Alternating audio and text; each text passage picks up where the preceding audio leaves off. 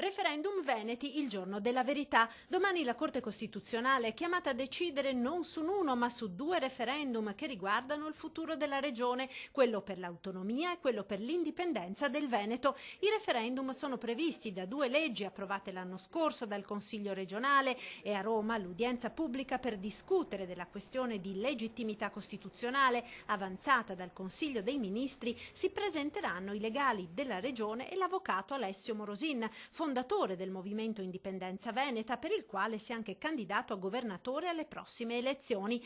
Le due leggi regionali in questione sono la 15 per l'autonomia e la 16 per l'indipendenza ed i legali si preparano a dar battaglia. Il diritto all'autodeterminazione è un diritto naturale antecostituzionale che viene prima della Carta Costituzionale, non anticostituzionale. Si può discutere del tema, ma il fatto stesso che si discuta vuol dire che c'è spazio per la politica e per la sovranità popolare di decidere lei. Per la cronaca è la terza volta da quando esistono le regioni che il Veneto tenta di portare avanti un referendum autonomista e le due volte precedenti, nel 92 e nel 2000, la Consulta disse di no a Venezia. Domani si vedrà. Di certo, qualsiasi cosa accadrà, è bene ricordare che si tratta di referendum consultivi per conoscere dunque, nel caso venissero effettuati, l'opinione dei veneti. Altra cosa invece è mettere in moto il meccanismo che possa portare all'autonomia o all'indipendenza del Veneto.